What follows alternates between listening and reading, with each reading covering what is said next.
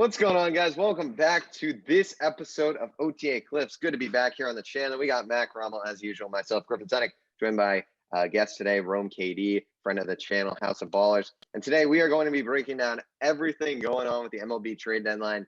It has been one of the craziest deadlines in recent memory, that is for sure. It's 420 here. We could still easily see some more deals come through. Probably not any big ones. The big names like Story, Buxton, doesn't seem like they're going to be moved, but we still have a lot to get into. And I think we have to start with the biggest move of the weekend. Not today, but last night, news broke. Obviously, it seemed initially like Max Scherzer was going to be on the Padres, but the interdivisional rival pulled an insane trade, and that's the defending world champion Dodgers. They traded for not Max Scherzer, but also Trey Turner. They grabbed not one, but two superstars in this league. Mac, I know you've kind of got the breakdown on some of these players. What can you tell us about what the Dodgers are receiving in Max Scherzer? Yep, so Dodgers, as you said, Max Scherzer and Trey Turner from the Nationals. And the Nationals, they got four prospects, and they were headlined by Keibert Ruiz, Josiah Gray. But now the Dodgers, they are lined up to have 2 3-time Cy Young winners in their October rotation for Max Scherzer. He won the AL award in 2013 and the NL award in 2016. And in 2017, Clayton Kershaw has also won that award 3 times. Like I said, you're adding these 2 players to one to your rotation, the other to your lineup.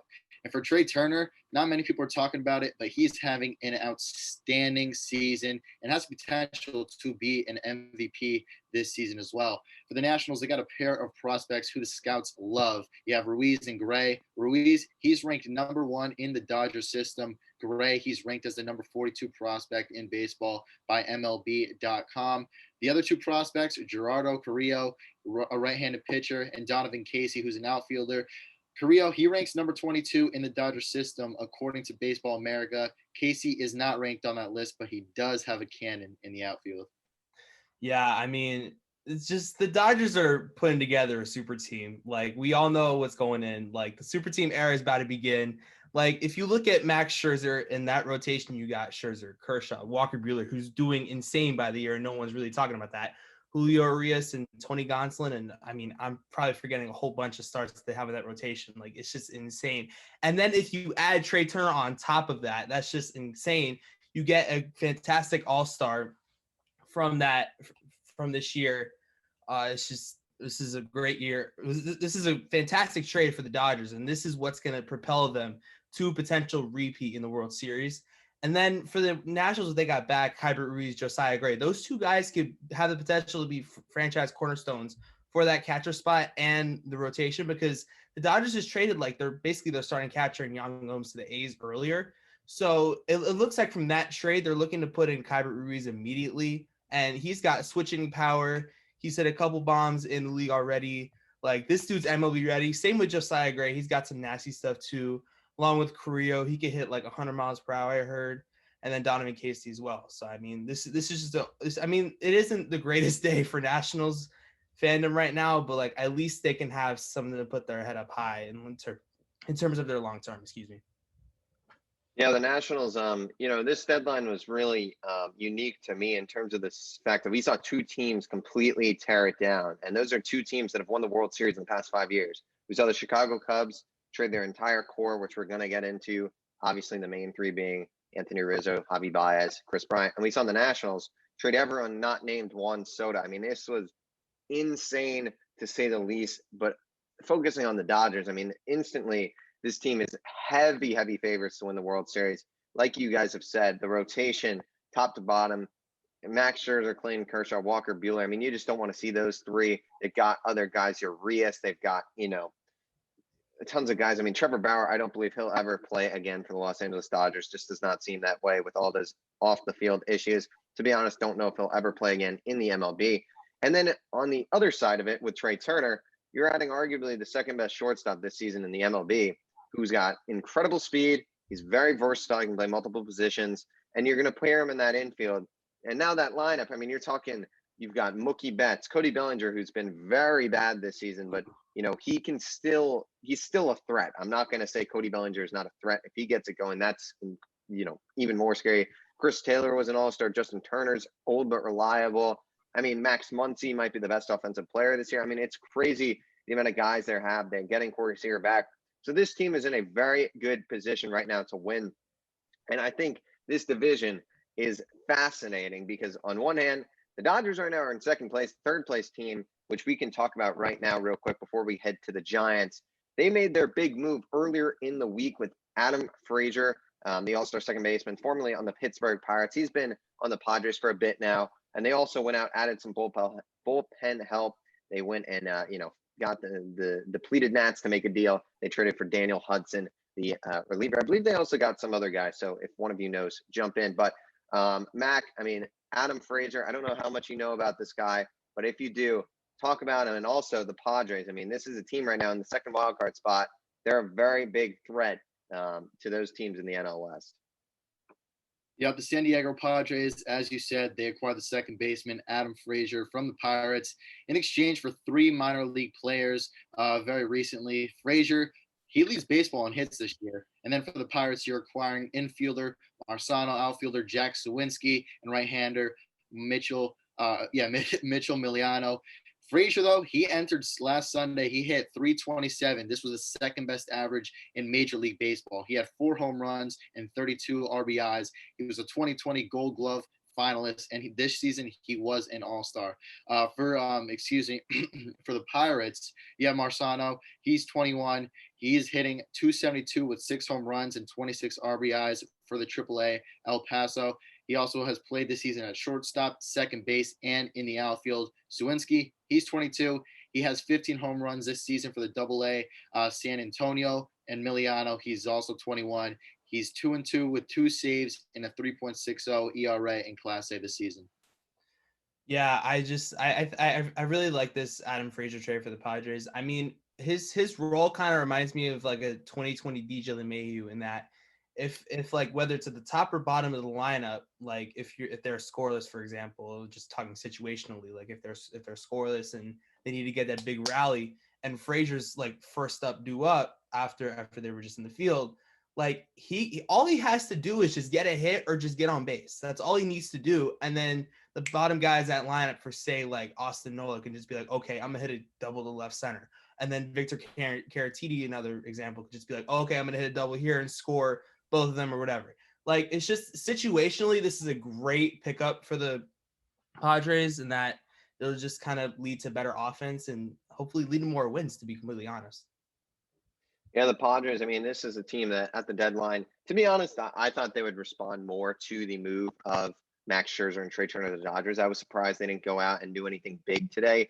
But that said, they did have a good deadline. They brought in Adam Frazier, who is on a very team-friendly deal. He will be there next year as well. I mean, this is a lineup that everyone already knows how good it is. Everyone knows Fernando Tatis, Manny Machado. They've got good pitching. I mean, a true ace in a wild card game. I will say I don't like how they match up against some of these other teams in their division that they could face, like the Giants and the Dodgers. I think both those teams have much better aces than the Padres, who do have guys like Yu Darvish. Blake Snell has not been good. Joe Musgrove has been very good. But they're not in that tier of those kind of guys. Yeah, and the lineup is. Sorry to interrupt you a little bit, Griff. I forgot to mention that Jake Marisnick got traded to San Diego. If that's the person you were mentioning. That's probably the other guy I was thinking of. Jake Marisnick. I mean, that's a depth piece right now. He won't do too much. He's not a stud, to be honest, after watching him play for my Mets last year. But besides the point, the Padres have a great lineup with Tatis, Machado, Cronenworth's been great, Myers, Pham, Hosmer, Nola. I mean, they've got a great group of guys. It's going to be tough, though, to come out of that little group that the West is going to have. I mean, they're going to have, in all likelihood, 2 teams in the wild card game, which right now, in all likeliness, it will be the Padres in that wild card game. I don't think they're going to be able to leave both of the Dodgers and the Giants.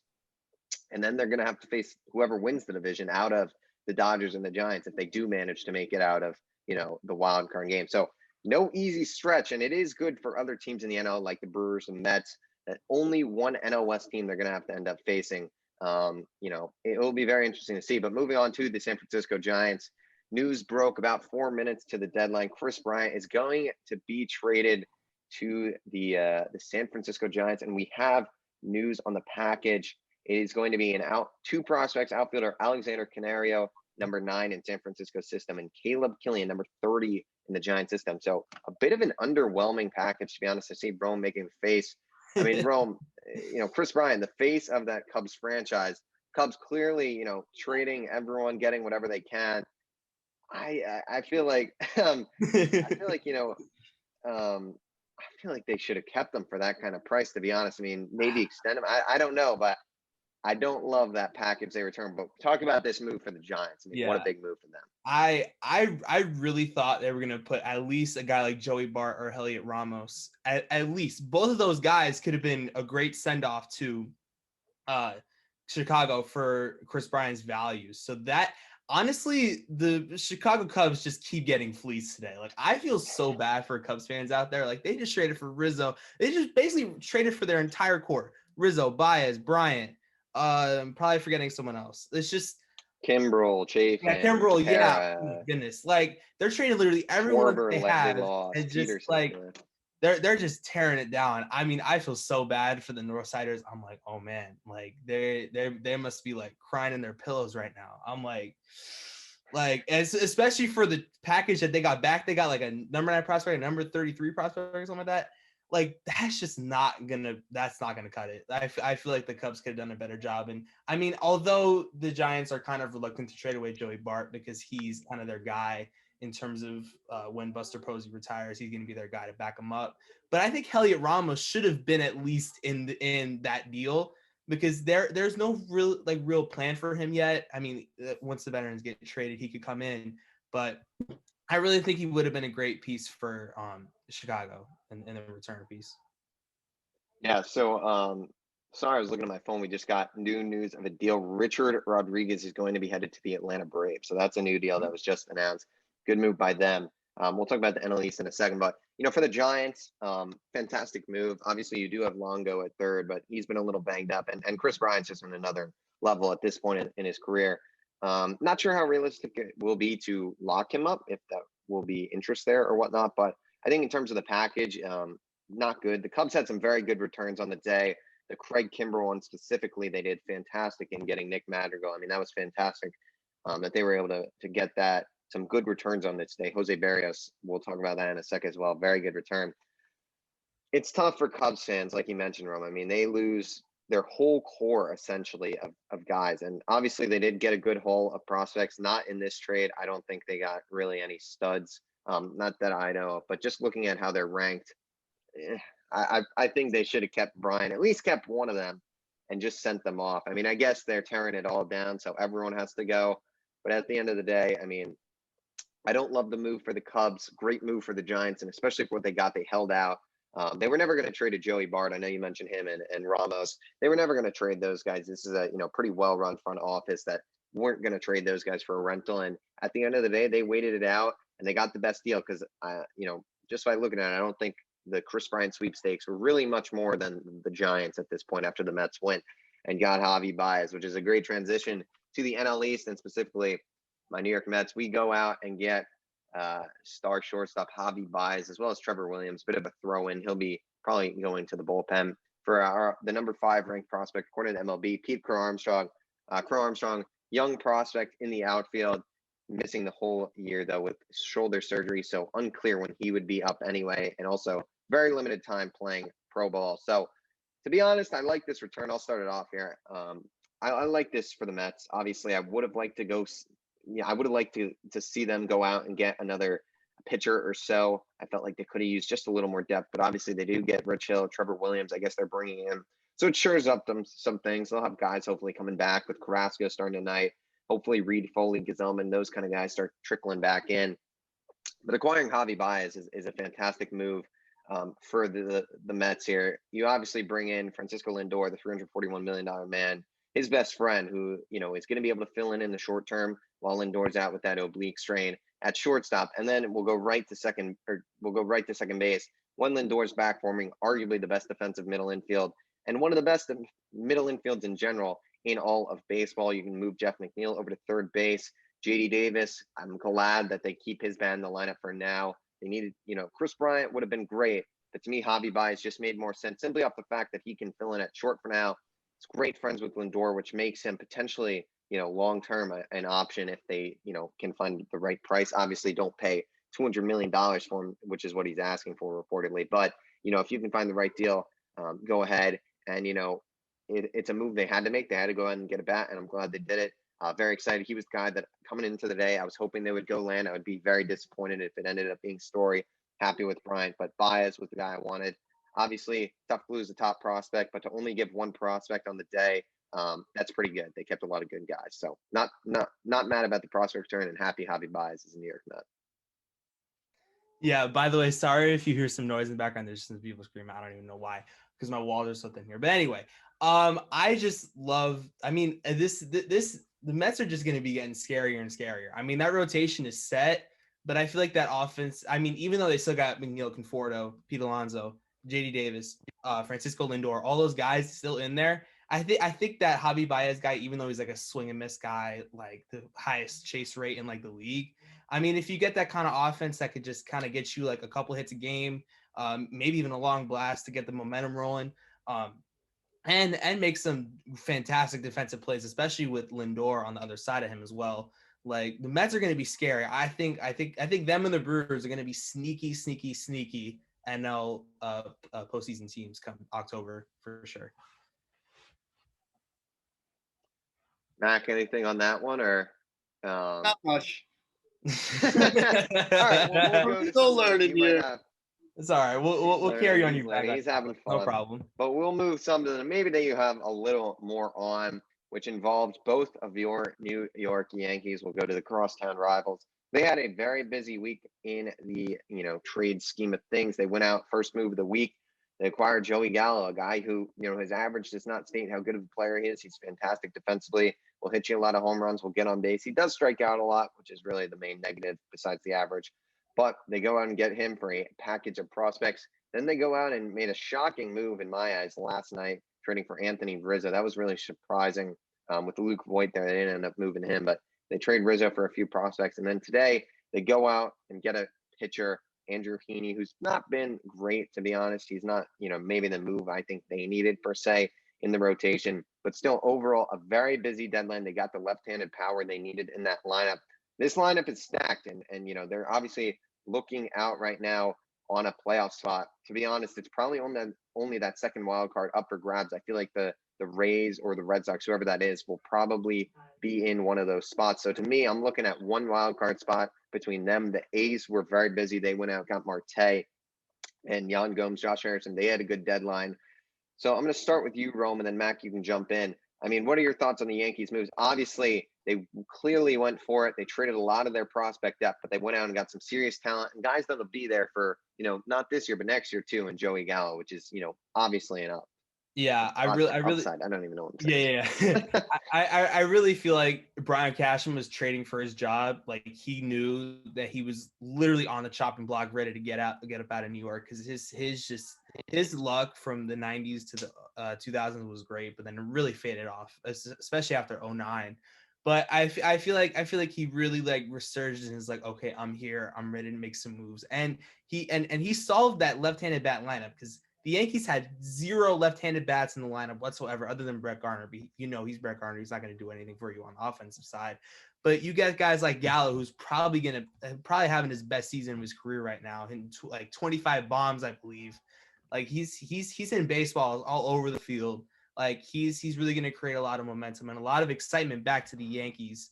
And then you get a guy like Rizzo, who was rumored to be traded to the rival Red Sox, and no one really saw him going anywhere else other than there. But then the Yankees just, Cashman, like he likes to swoop in and just get guys like instantly.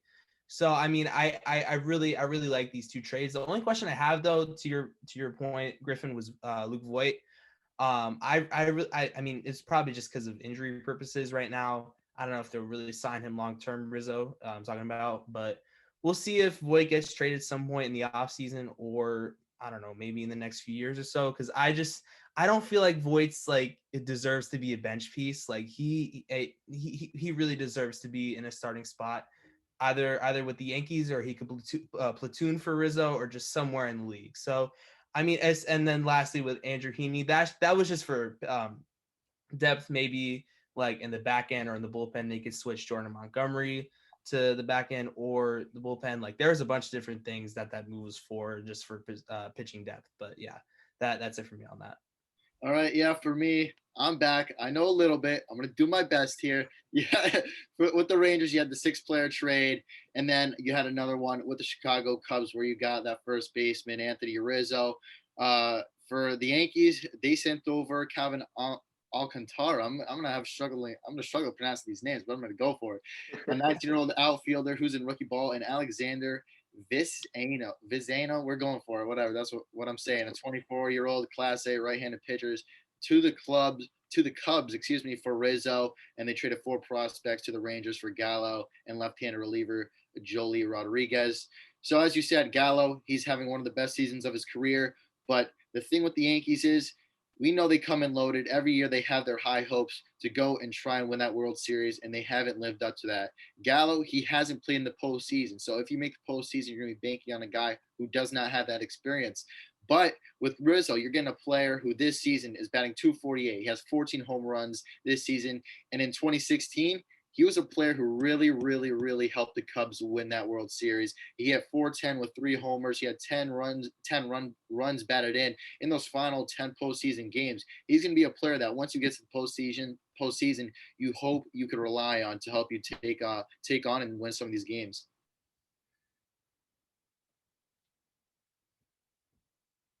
Yeah, I mean, love everything you said. Sorry, just checking to see if there was any more news on the trade front. Obviously, it's a busy day here. I think we can move on now to the Craig Kimbrell trade. I feel like that's really the main big one that we're missing so far. Let me know if you guys have anything else, obviously. But Craig Kimbrell traded to the Crosstown White Sox for a package of Nick Madrigal, who is very highly regarded, very good second baseman. So that's a very good return for the Cubs, as well as Cody Herr.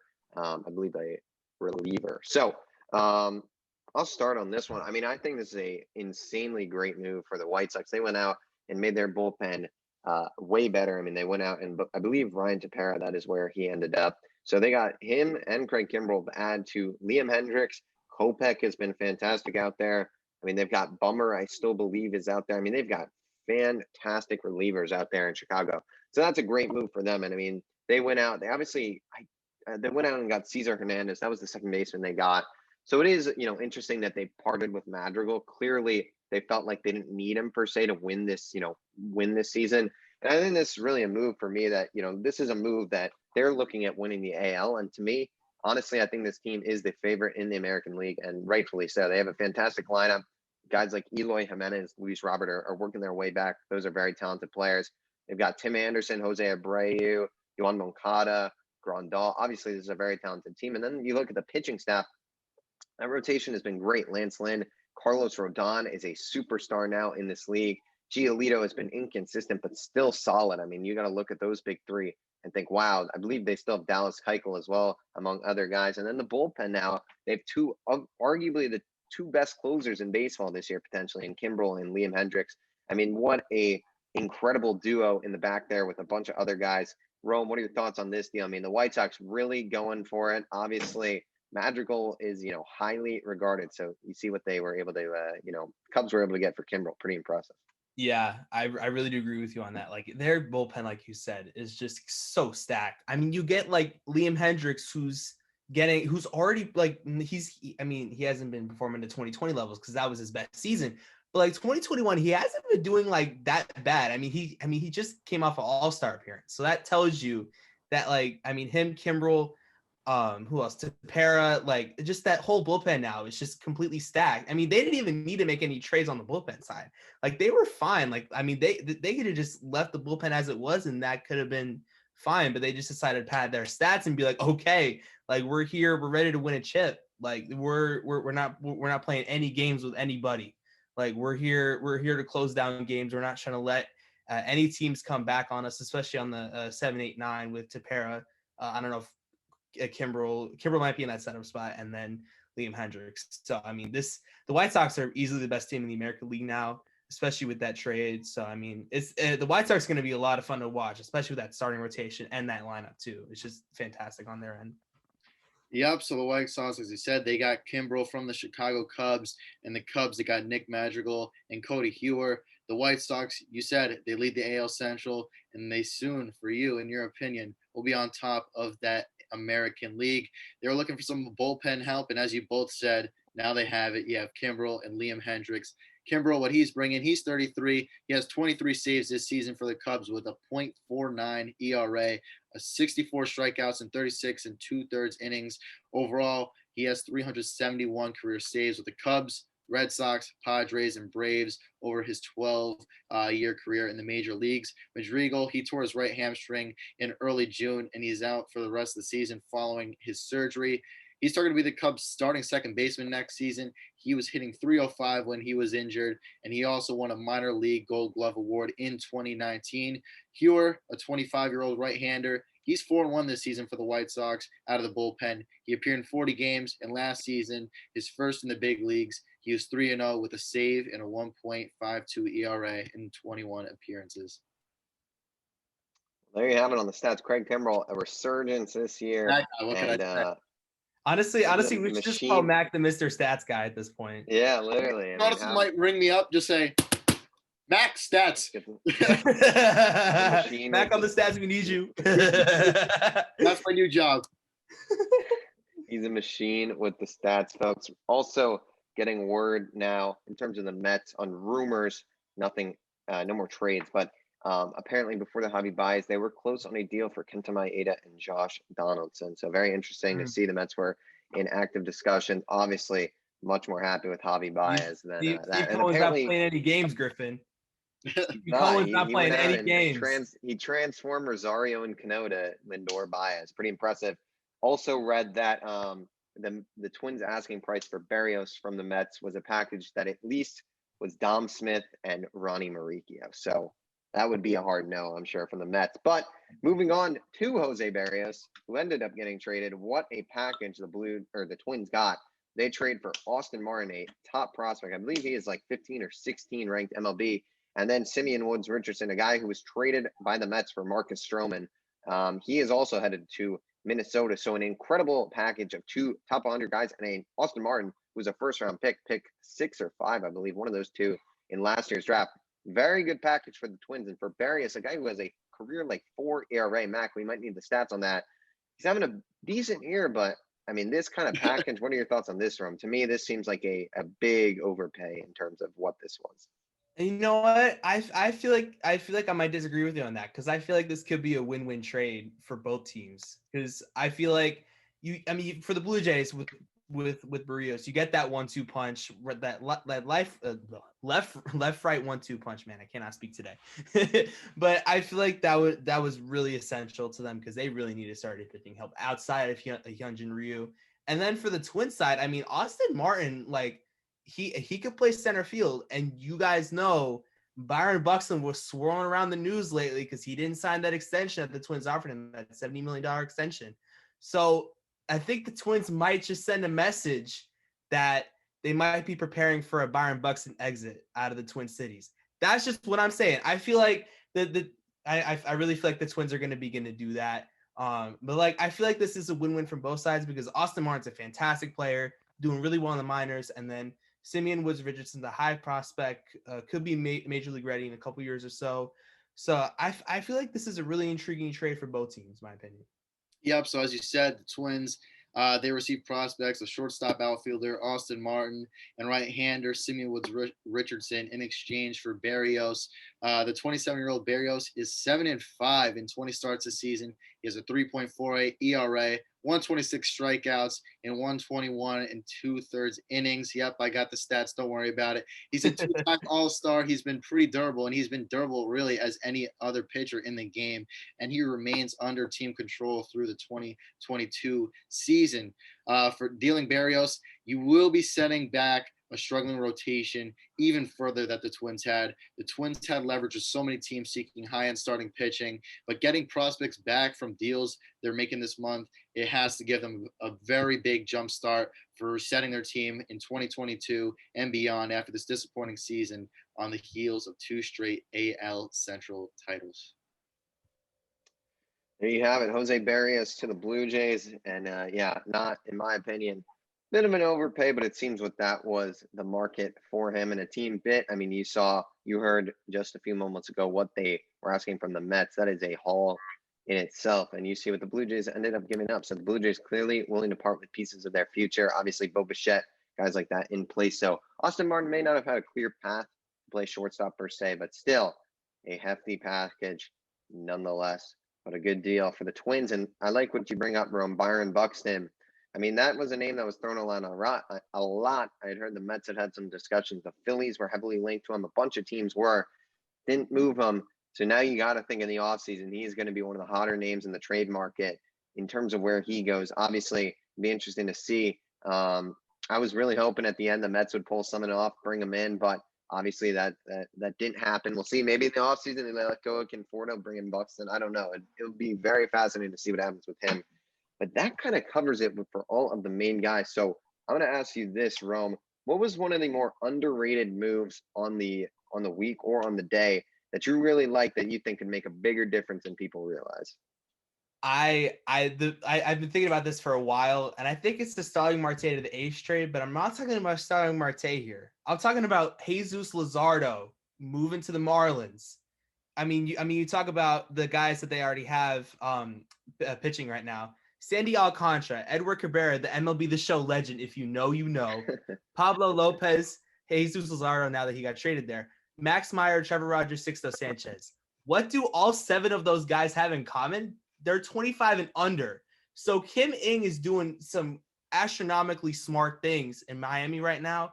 She's trying to develop a lot of these great pitchers to maybe become like an all-star rotation in and of itself. Like those guys could be 7 all-stars in and of itself. And Jesus Luzardo could just be one of those guys if only he matures from that video game injury, which is just crazy to me.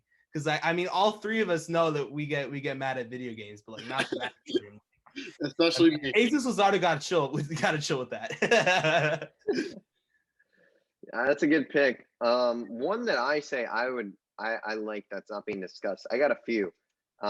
Danny Duffy to the Dodgers is one that I really like. He's going to be able to be a guy that can make starts for them, but also in the playoffs, come out of the bullpen, which will be extremely valuable. I like that. I like the Brewers trading for Eduardo Escobar. Versatile guy, can play a few positions in that infield and definitely is going to help. They've had a bunch of injuries, guys underperforming. So he's going to be a bat they can use. And then I like what the Braves have done with all these kind of depth moves. They went out and got a lot of outfielders, which to me is kind of odd. I mean, they got Jock Peterson, Adam Duvall, Eddie Rosario, and Jorge Soler across this deadline. Obviously, Ozuna and Acuna are not there, but that's a lot of outfielders for, not enough spots, obviously. So it'll be interesting to see what they have them there, what happens there. And then they go ahead and get Richard Rodriguez, the Pirates closer, who's struggled as of late, but still a good arm. And for that bullpen, it'll be good. So that makes the NL East a whole lot more interesting. The Mets don't really play them too much more. I think we have 3 games left, so it won't be as easy to gain direct ground, but the Braves, a very underrated team, and I think they definitely could make a run. They had some good moves. So those are kind of some of the underrated moves. And then one of the underrated, or not even underrated, the non-move that shocked me was the Trevor Story non-move. I mean, the Colorado Rockies have really had a few weird years with this front office. It's kind of been a mess, to say the least. Rome, what did you think of them not being able to part with Trevor Story? They had clearly a high price, but I guess they might not even tag him. There's reports that they're going to be tagging John Gray, so they're essentially going to get nothing for Trevor Story. Seems like a bit of a waste to me. Yeah, I mean, I honestly thought he was like everyone was thinking he was going to get a trade to the Yankees later in the week, and then it came out that like the Rockies didn't like the Yankees trade offer. So I'm like, okay, maybe he gets traded into like I don't know, was it Wednesday?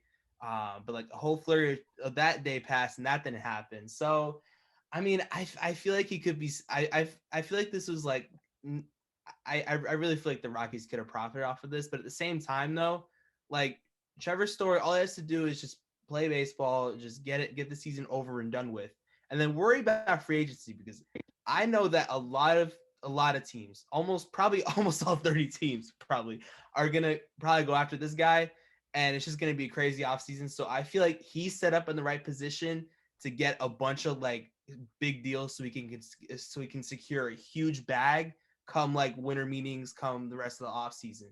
But I mean, this was kind of a bummer because Like it was just everyone was flying off the shelves except for Story. So I mean, because he was going to be a headliner guy that was going to get yanked out pretty soon. So to see that he hasn't gone, it just shows that, I mean, the Rockies aren't really trying to do anything right now. They're just kind of like, whatever, season just go by, please move. Yeah, I think after they, really went under fire for what they got for Arenado and moving him, I think they were way too cautious at this deadline in terms of trading guys. I mean, I don't even think they traded anyone. They weren't willing to part with their 36-year-old closer, Daniel Bard. I mean, what are you doing? This team is far from being where they need to be to compete. I mean, off the top of my head, I can't really even think of this team having elite top prospects. I mean, they are years on years away from being in serious contention, especially with that division. I mean, you're looking at those top three teams right now. There's no way you're going to be competing with them in the next 2, 3, 4 years. I mean, you're going to need some time to fizzle some of those guys out. So I think they missed out big time, especially if they're not going to tag them and get the compensation pick. I mean, there's no interest long term in bringing him back. You essentially got nothing in a wasted year. I just don't like it. I think they should have budged last second. I don't know where he would have ended up because, I mean, teams that were linked to him, the Yankees, they kind of got their guys and moved on. The Mets, they got Javi Baez, Lindor's best friend, seemed like always a better fit than Story. I don't know where else he would have gone. The Giants were linked, but they obviously went and got Chris Bryant. So maybe they just couldn't find the right suitor. It would have been really interesting to see where he would have ended up. But obviously, I think they should have gotten someone, and they might end up regretting this long term. We'll see what happens, obviously, with that. And I just want to mention before you move on, Griffin, like Mark Feinsand reported this, and he was like, Colorado had a very high asking price. Like they must have had an astronomically high asking price because this could have been, like you said, Griffin, this could have been a great move to send Story to a contending team and bring back like a bunch of prospects. But I just don't know because of all of all the great prospects that are being traded back and forth. It just really wasn't the right, because they were trying to ask for probably high caliber starters because that's probably where they're at, and teams were like, nah, we're not trying to risk that. So I mean, whatever though. We'll see what happens in free agency though. I feel like he will secure a huge bag, probably like a $200 million bag in free agency. He struggled this year, so maybe not 200 million, and it is a very good shortstop class. So I do think that will hurt some of these guys out there. I do think it's going to be interesting to see because, I mean, you look at the shortstop class, you got Corey Seager probably going to hit the market. Correa could hit the market, although I do think long-term the Astros will probably stay there. Story is going to hit the market. Realistically, Baez will hit the market. I do think there is a decent chance now that the Mets do end up bringing him in long-term due to the fact that he's great friends with Lindor and, great defensively. But that's a ton of guys. So I think the shortstop market will be very competitive. And, teams are not going to be willing to overpay these guys just because they'll be able to say, hey, look, we can go and get a guy similar talent to you for a lot less money. Why would we pay you this amount of money? So it'll be interesting to see. But that is a lot of deals kind of broken down at this deadline. I mean, I think we really covered it, most of it. Rome, are there any other deals you want to get into before we have Matt wrap this up, or is that really all? I really wanted to emphasize that Eduardo Escobar trade because, I mean, I have a D-backs jersey in my drawer, but the D-backs are just not going to compete for another 10 years like the Rockies are.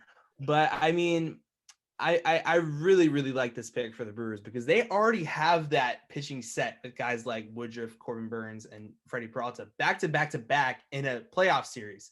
Like, that's going to be really tough to win those 3 games against those 3 pitchers. Like, that's going to be crazy. And then on top of that, you get guys like Willy Adames, who's astronomically overachieving what anyone has had to say. Like he's brought energy and life to the Brewers, and then you bring in Eduardo Escobar, who's going to bring that switch hitting value, who's going to have a lot of home run power, especially in I believe it's American Family Field or whatever it is called. I'm so used to calling it Miller Park, but then they changed the name. But anyway, like I feel like the American Family Field, it has like a hitter park, I think. So I feel like he'll have a lot of potential to hit a lot of home runs there, as well as any other parks he goes to on the road. But that's obvious. I just really feel like the power, especially with the switch hitting value, could be scary for the Brewers in the playoffs for sure. Yeah, it's going to be interesting to see some other deals we didn't really touch on. Obviously, Kyle Gibson, Ian Kennedy to the Phillies, good move there, shoring up some pitching. But in my opinion, I feel like they could have done a little more. And then also, we saw Boston bring in Kyle Schwarber, a guy who is banged up right now, but when healthy, we saw what he did in June. One of the greatest months I've ever seen in terms of, just on the stretch. I mean, that guy was incredibly hot. So we'll see what happens with those kind of guys. Not going to go into them. This episode is already approaching 45 minutes or so, so don't want to keep it too long. So Mac, the wrap-up king, the stat guy, the statistician himself. Why don't you wrap this one up? That's my wrap-up king. Let's wrap this up. Thank you all for watching this episode of OTA Clips. I know it has been a little bit, but we are back. We are better than ever. We are joined by our amazing guest, my amazing cousin right here, Rome Katie, the host of House of Ballers. We'll be sure to link all his information down below, down in the description below. Make sure to follow us on Instagram, me and Griffin. That's the best place to reach out to us. My Instagram is mac.rommel. Griffin's Instagram is Griffin Sonic. Our podcast Instagram is Outside the Arena Podcast. So as I said, reach out to us there if you guys want to come on and talk on OTA Clips with us, or even just reach out to us on Instagram to have a normal conversation. Please feel free to do so. We appreciate all of you guys. Make sure to like, comment, and subscribe, and make sure you all enjoy your weekends and stay safe.